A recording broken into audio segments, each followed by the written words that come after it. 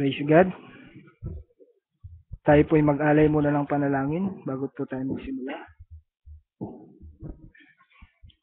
Praise God. Hallelujah, Lord God. Hallelujah. Dakila naming Ama na makapangyarihan sa lahat. Diyos na patuloy na tumutunghaw sa amin sa mga oras na ito, Ama. Na patuloy, O Ama, ang inyong pag-iingat po sa amin. Salamat po, O Ama, sa pagbibigay po ninyo ng kalakasan, O Ama. Hayaan po ninyong maibalik po namin ang buong lakas ang ibinigay niyong kalakasan ito sa araw na ito, Panginoon Diyos. Salamat po sa araw na ito at patuloy ko pong hinihiling ang buong katagumpayan ng buong gawain ito, Ama. Na kayo po ang siyang patuloy na magpala sa inyong iglesia sa mga oras na ito.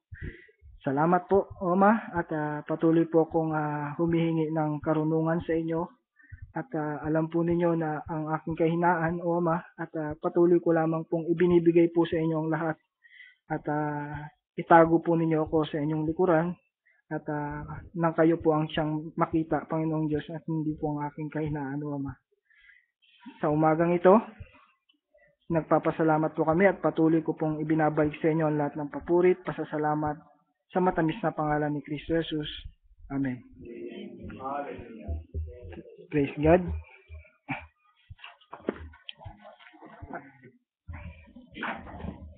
Atin pong buksan ang ating Biblia sa Ephesians 1:3 hanggang 7. At ang ibinigay na pamagat sa akin ng Panginoon ngayon ay the time of redemption. Sabi sa Ephesians 1:3,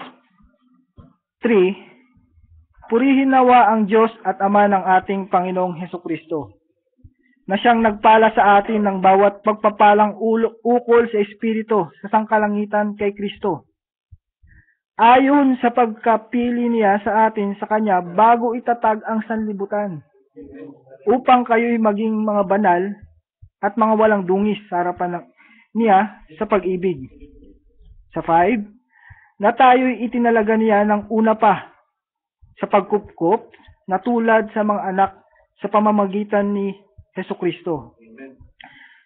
Sa ganang Kanya, ayon sa minagaling ng Kanyang kalooban. Sa 6, sa ikapupuri ng kalwalhatian ng Kanyang biyaya na sa atin ay ipinagkaloob na masagana sa minamahal.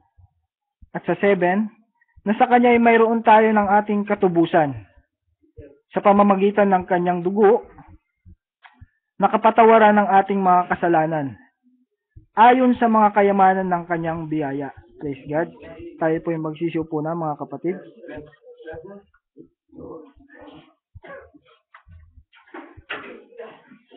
Praise God. Purihin po ang Diyos. Talagang ang Diyos ang mabiyaya sa mga oras na ito. Sa mga nangyayari ngayon sa mundong ito, hindi na natin alam kung ano ang kahinat na ng mundo. Talagang kabi-kabila ang korupsyon na nababalitaan natin. At kapag nakakarinig ako ng mga ganon, talagang hindi ko po maiwasan, aaminin ko po sa inyo na magalit. Hindi ko po maiwasan, pero sa kabila nun, ang Diyos pa rin ang patuloy na nagko-comfort sa akin sa Kanyang mga banal na salita. Biro niyo, mga kapatid, bilyong-bilyon ang kanilang ninanakaw habang tayo nagpapakahirap dito sa init ng araw. Pero ang ibinibigay na lang sa akin ng Panginoon ay talagang mangyayari ang mga bagay na ito. Sinabi ng banal na kasulatan, ang lahat ng tao ay magiging maibigin sa salapi, mayayabang, at may mga anyong kabanalan, pero tinatanggi ang kapangyarihan ng salita ng Diyos. At salamat sa Diyos at mula pa nung una, nung pagdating ng Panginoong Jesus, ipinagpauna na ng Panginoong Jesus ang mangyayari sa Kanyang mga alagad. Upang dumating man yung mga araw na yon, mga pangyayari ngayon, hindi sila magtitisod. Gaya din naman sa atin sa mga panahon na ito, ipinagbigay, alam na niya ang mga senyales ng Kanyang muling pagparito. Upang hindi tayo matinag. Ang sabi ng Panginoong Yesus, let not your heart be troubled. You believe in God, believe also in me. For in my Father's house are many mansions. At sa mga pangyayaring ito, let us look up. Every day look up because our redemption is very near.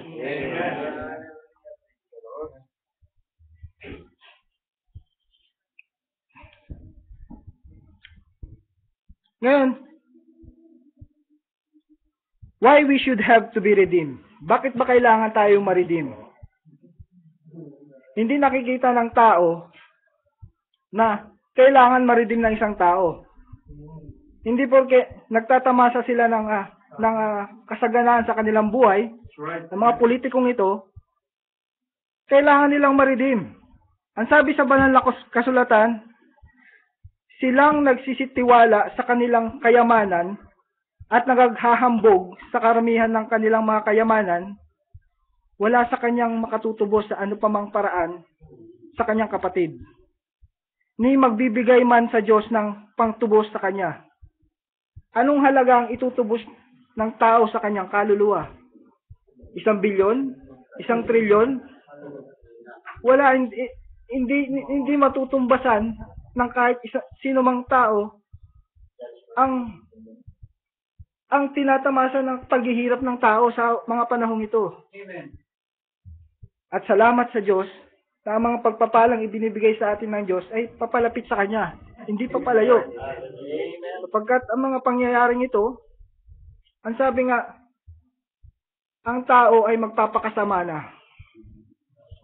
Ang tao, ang matuwid, ay magpapakatuwid.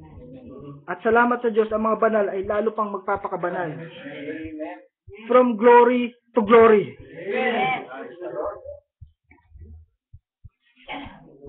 Sabi na sa mensahe, now notice, what did we lose? It was given to Adam to have eternal life. As long as he ate from the tree, he had eternal life. Adam was the inheritor of the earth. Sabi ng Panginoong Yesus, all the meek shall inherit the earth. He was like an amateur God over the earth. Sabi ng ating kapatid na propeta. The earth was his. Kay Adam ipinagkatiwala ito. Everything was given unto his hand. He could do with it whatever he wanted to. He named it and called it and done whatever he wanted to. He was truly a son of God. Now, in the fall of Adam, he forfeited the title deed to that. He forfeited it to Satan. Satan took the title deed. Adam was very slothful. And he did not redeem his right. For he could not redeem his right. But Satan, which does not rightfully own it, hindi naman talaga sa kanya yung title deed, but he possessed that. He is the God of this earth. The Bible said so. He possessed that. Not because that he really rightfully get it, hindi talaga niya nakuha. But he possessed it. Now, Satan possessed that. He holds it into his hand. Ang sanlibutan ay hawak niya sa kanyang mga kamay. Pero ang totoo, wala naman sa kanya talaga ang title deed. Ang title deed, bumalik dun sa may-ari, sa Diyos.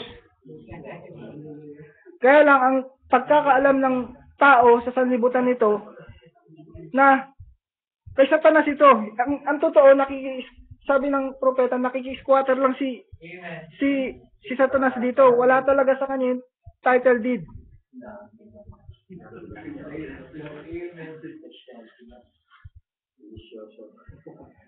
Now, who is worthy to redeem us? Adam could not meet the requirements of redemption. He cannot. After he lost it, nawala niya ang title deed, lahat ng nagagawa niya ng una, lahat ng kapamahalaan na ibinigay sa kanya ng Diyos, nawala ito dahil nagkamali siya, nagkasala siya kasama ni Eva. And he had separated himself from God. So he could not redeem it. He couldn't do it. Because he needed redemption himself. Kahit mismo siya kailangan ng redemption.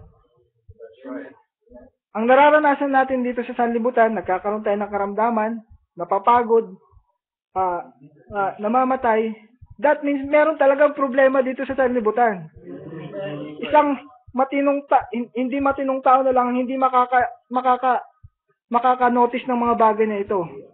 Sapagkat ang tao hindi lilikha ang Diyos ng kanyang magwo-worship sa kanya na mamamatay lang sa isang minuto.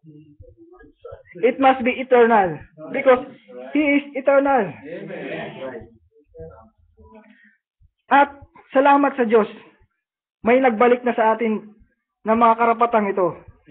Kailangan lang nating magamit ang mga bagay na ito. Ma-practice ang mga bagay na ito, mga kapatid. Sabi sa Revelation 5:1, at nakita ko sa kanang kamay niyaong nakaupo sa luklukan, ang isang aklat na may sulat sa loob at sa labas, na tinatakan ng mahigpit ng 7 tatak. Sabi sa 2, at nakakita ako ng isang malakas na anghel na nagtatanyag ng malakas na tinig. Sino ang karapat dapat magbukas ng aklat at magtanggal ng mga tatak nito? See? Ibig sabihin, wala talagang worthy talagang magbukas nung libro. Sabi ng ating kapatid, that's the book of redemption. Doon nakalagay lahat ng mga taong tinubos at ligtas. At sino man sa langit o sa ibabaw man ng lupa o sa ilalim man ng lupa ay hindi makapagbubukas ng aklat o makatingin man. Mismo makatingin hindi kaya ng tao. At ako'y umiyak na mainam. Umiyak si John kasi there is no one worthy to open. Ang sabi ng prophet, kapag hindi nabuksan yung aklat na yon, every human race is lost. Walang kapag-asa.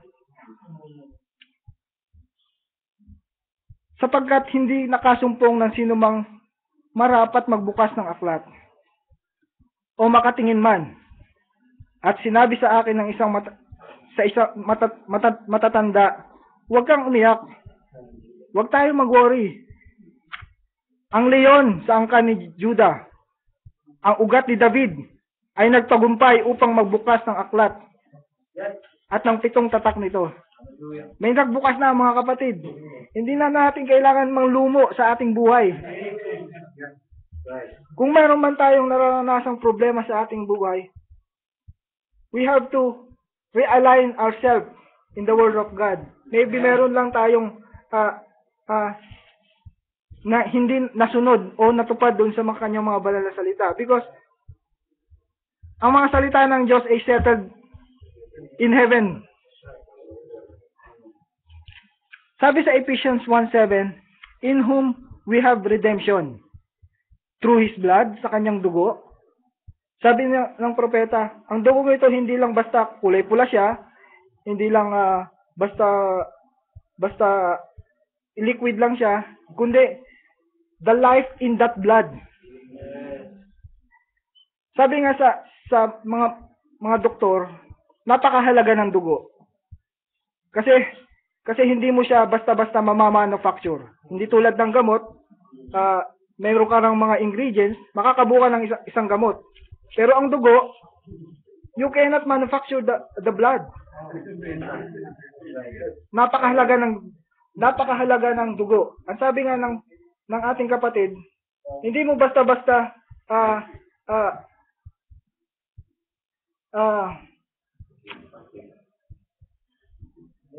maluloko what do you mean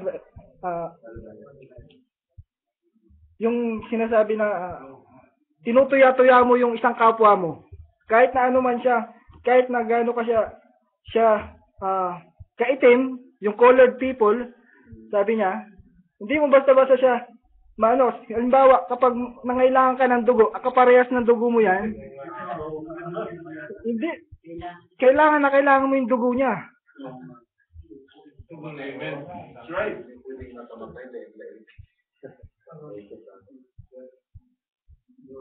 How we will going to be redeemed? Papaano? Sabi ng prophet, redemption has two different parts. Come out of and entering into. First, we have to come out. Come out to this world. Some people wants to bring the world it with them, which hindi po pwede. But we have to come out of the world to enter into Christ. We have to come out of unbelief to enter into faith. We have to forsake all our own thinking to have the mind of Christ. Amen. There could only be one. Isa lang. Because the Bible said, you will love the one and you will hate the other one. We cannot serve two masters at the same time. To have a genuine faith, we must absolutely leave everything that's contrary to the Word of God. Lahat. Behind to enter into faith. Grace produce the person of Jesus Christ. Ang buong biyayang ito, pinoproduce ang personality ng Panginoong Hesukristo. God stretched His tent, come from God to become a man.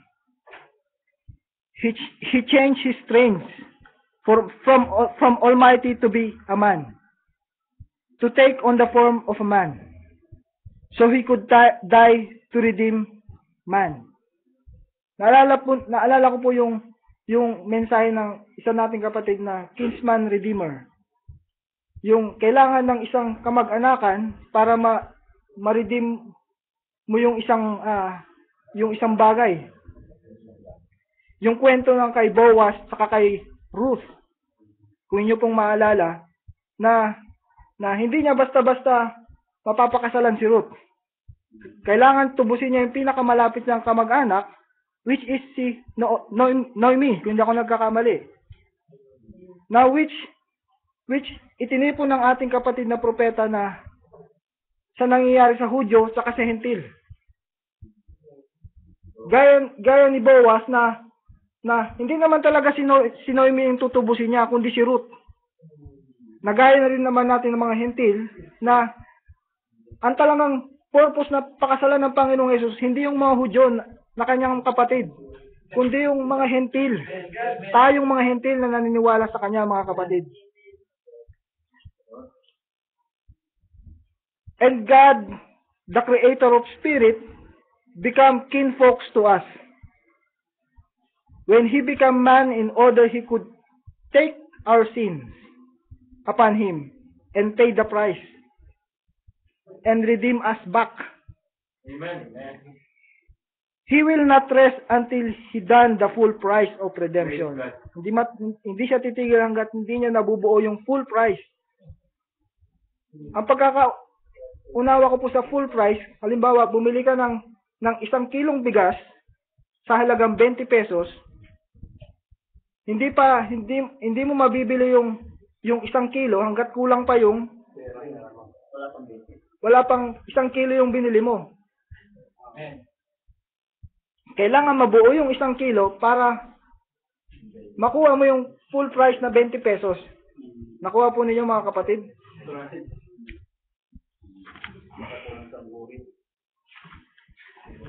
At kahit saan man lupalop who will be the part of redemption? Sino-sino ba yung magiging part of redemption, mga kapatid?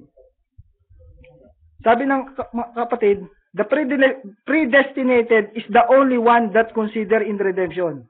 Only the predestinated. Hindi lahat ng tao kasama sa mariredeem. Because they are not redeemable. Because the very word redeem means to bring back. To redeem anything is to bring back to its original place. Only the predestinated will be brought back, because the others didn't come from there. But the real ordained of God, that real gene, that real germ, a soul of God that was in God before the foundation of the world, you, that still got the Spirit of God, tayo na meron talagang Espiritu ng Diyos, you were here in Christ. Because He was the fullness of the Word. He was the fullness of Godhead bodily. God was in Christ, reconciling the world to Himself. Then if you were in God, a gene word, a attribute from the beginning, then you walk with Him here on earth. You talk with Him on earth. You suffered with Him on earth. Amen. You died with Him at Calvary. And you rose with Him again. And now you are sitting in heavenly places in Christ Jesus. Communing with Him, this word, as it feeds into our soul. You feed in every word that proceeded out of the mouth of God. If you are in the foreknowledge of God, then you are becoming a part of God. And the only way you can be a son and daughter of God, you had to be a part of God. And it isn't complete without you. Hindi magiging kompleto kung wala ka. Sabi nga, the day you will born here, the day, yung araw ng kapanganakan mo, August 6, 1981, and the day you will born again, that's the day we will realize that God cannot create the perfect world without you. His church is a part of redemption. Ang kanyang iglesia. As the head was took up from the grave, ang ulo, ang Panginoong Jesus, so must His body will follow. Kailangan pati katawan kasama. True. Amen. The body cannot recognize any other headship. Ang church. But the headship of the word, ang salita ng Diyos. No denomination can put anything to it. Hindi siya mapipigilan ng kahit na denominasyon. In this book was what was redeemed. It was the book of redemption. And everything that He had redeemed was written in that book. Lahat ng tinubos ng Panginoong Hesus ay nakasulat na dito sa aklat ng the book of redemption. All that He died for was written in this book. And He could not leave His mediatorial seat until He had thoroughly redeemed all. Naalala ko yung kanta na I was in His mind before the foundation of the world. At minsan di ko maiwasan ng lumuha pag sinabi na I was in His mind, kahit nung nakapako na ang Panginoong Hesus dun sa krus, ang iniisip niya, ang nasa isip niya yung mga tinubos niya, ang kanyang asawa na tinubos dito sa Doha. At ang paghihirap ng Panginoong Hesus ay hindi basta-basta lang. Hindi siguro na siguro naman pag nakita ng tao na nakapako ako sa krus, maniniwala na sila at susunod sa akin. Hindi ganoon. Jesus Christ died in a specific purpose, to redeem His wife.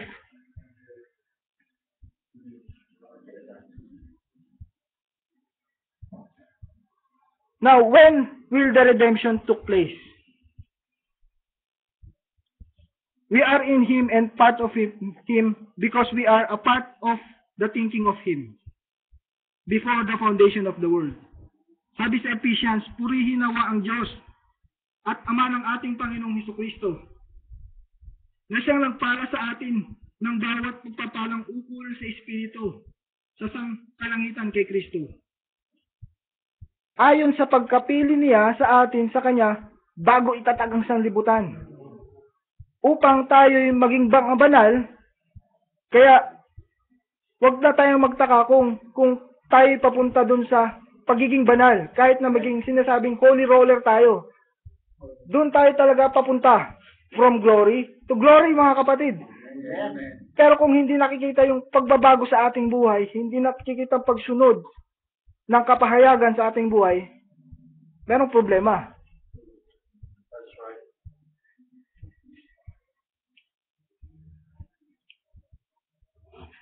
Christ has redeemed us now. Na-redeem na tayo ng Panginoong Yesus. We are now redeemed, but has not claimed His possession yet. He's been back here interceding until the blood has atoned for every person, and the Lamb knows what's written in the book. Alam niya na ang mga natubos niya na nakasulat.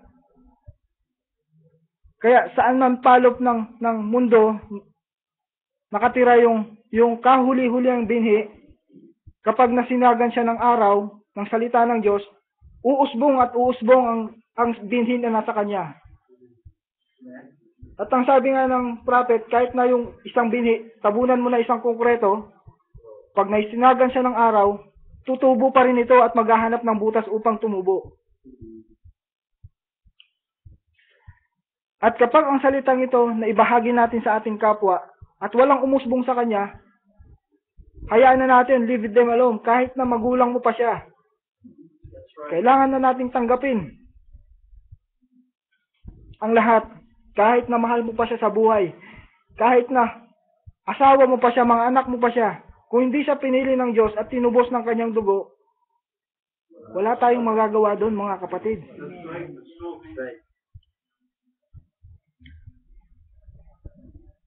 Jesus came 3 times. He came the first time to redeem His church.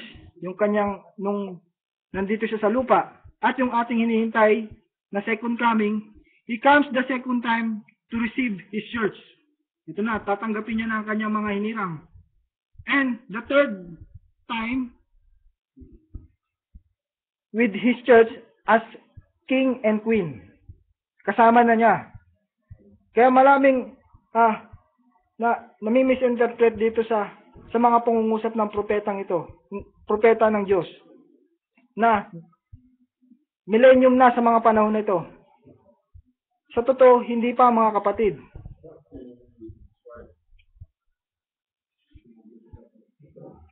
In redemption means all legal possession to all that was lost by Adam and Eve. It's legal possessions to the abstract deeds. Pag sinabing abstract means it searches all the way back to its beginning.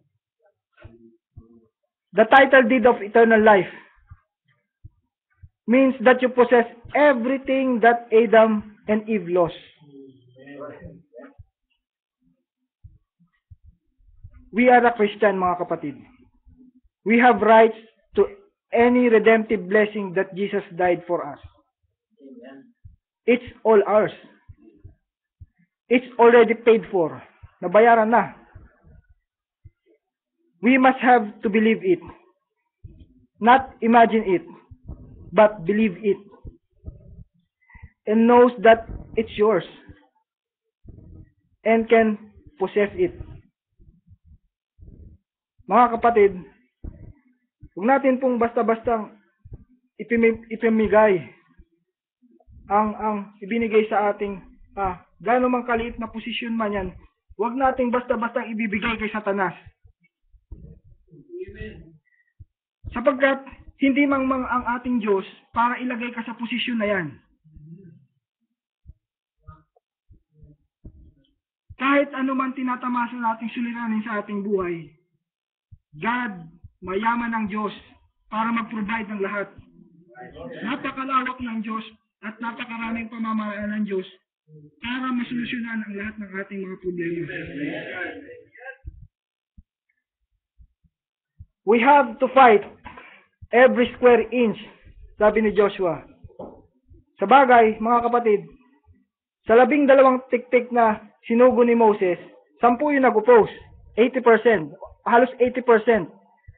20% yung nagsabi na we will able to possess it. Para lang silang tinapay. Na kailangan ng iglesia ng Panginoong Hesus kasama dun sa 2%. Sabi nga merong pag-aaral sa isang, kung hindi ako nagkakamali, sa subject ng mathematics na probability, 80% will surely not succeed, but 20% will succeed. Kailangan maging, ang attitude ng iglesia ngayon nandoon sa 2%. Kahit na gaano man kaliit, we will able to possess it. Amen. Alamin natin ang bawat pangako ng salita ng Diyos. Gaya ni Abraham, mga kapatid. Alam ni Abraham ang pangako ng Diyos.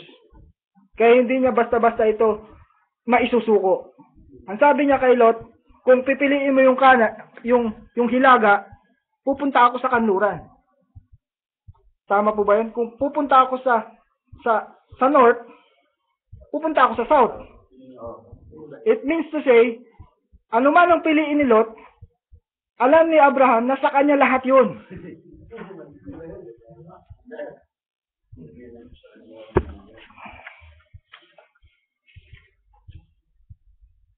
If God would deliver His people out of the bondage back there, dun sa Egypt, from under the Egyptian, so can He deliver the people from under the bondage of sickness. Sickness. Kaya ang karamdaman ay hindi rason para hindi ka makadalo ng gawain.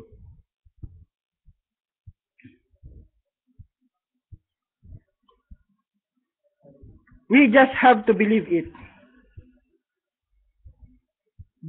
And knows that it's yours and can possess it.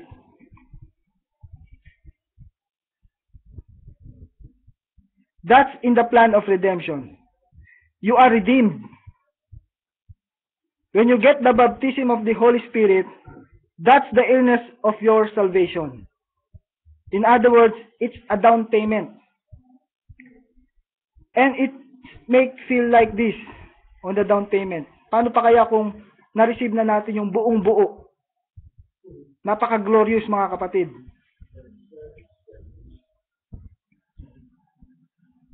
At dito lang po tayo dinala ng mga kapatid ng Panginoon at naway